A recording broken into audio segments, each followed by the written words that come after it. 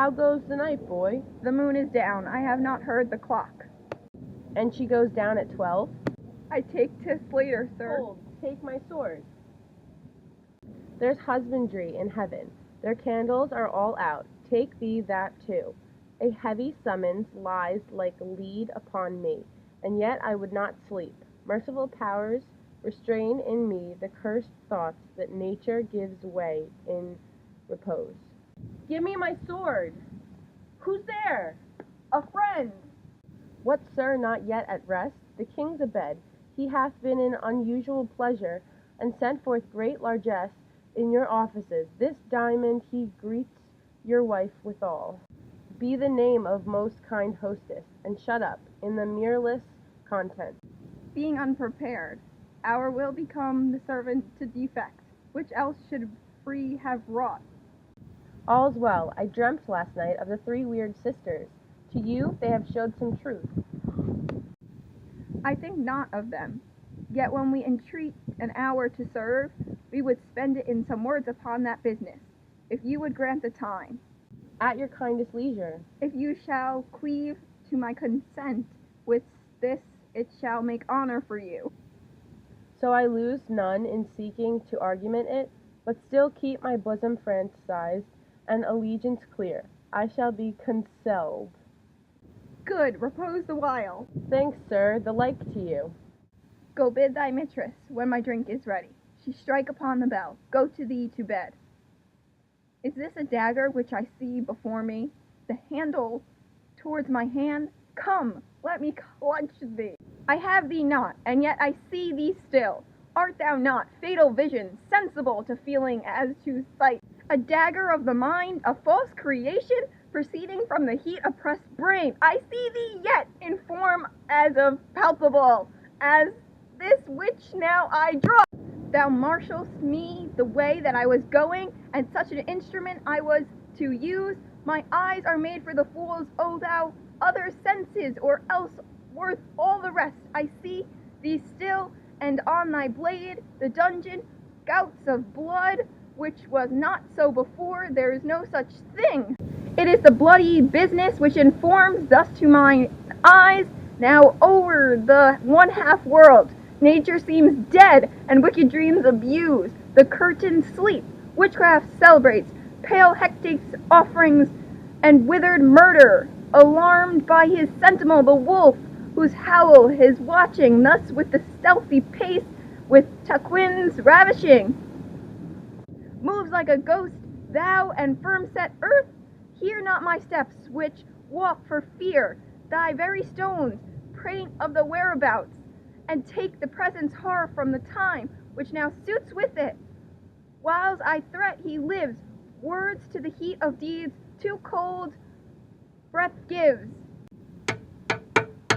I go, and it is done. The bell invites me. Hear it not, Duncan, for it is in knell that summons thee to heaven or to hell.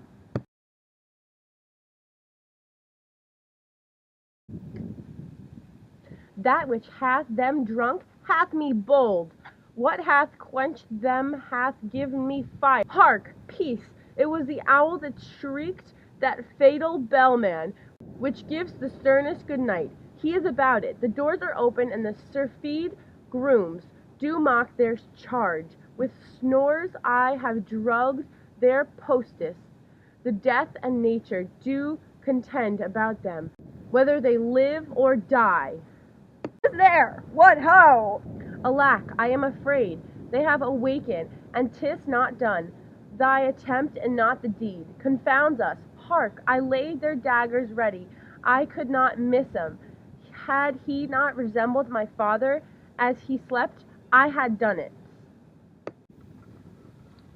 My husband? I have done the deed. Didst now not hear a noise? I heard the owl scream and the crickets cry.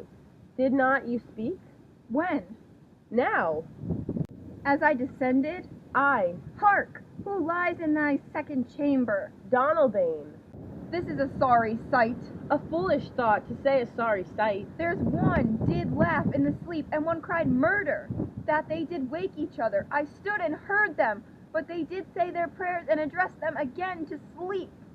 There are two lodged together. One cried, God bless us, and amen. The other, as they had seen me with these hangman hands, listening their fear, I could not say amen when they said, God bless us.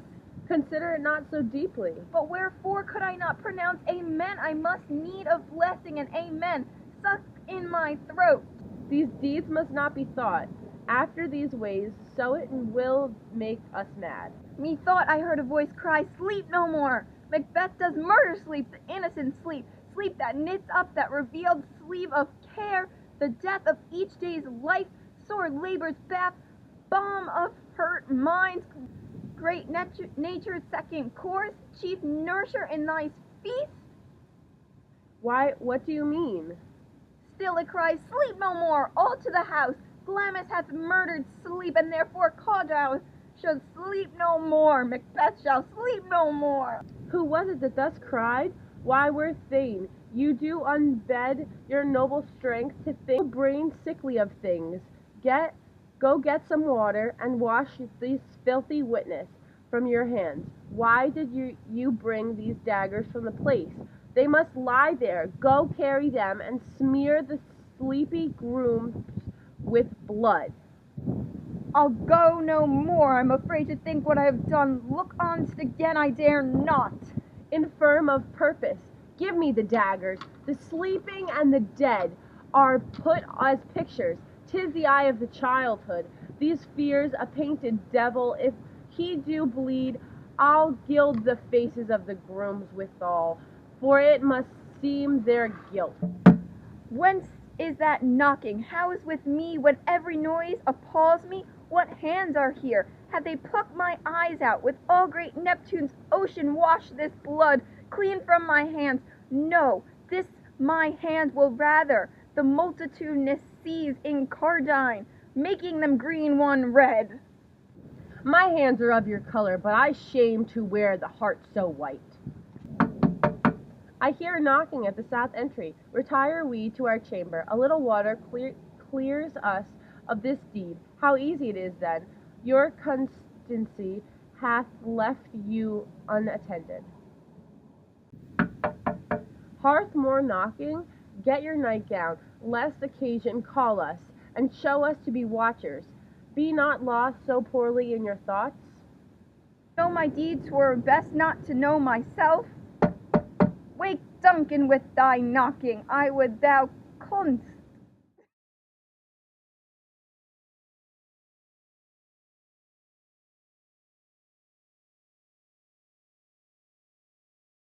Go bid my...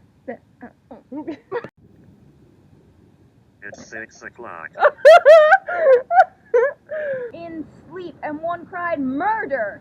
Then they did wait. Oh, that murder was so good! Methought.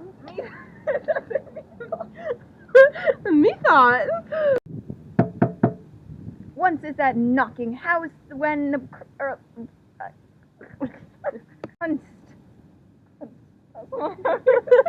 Couldn't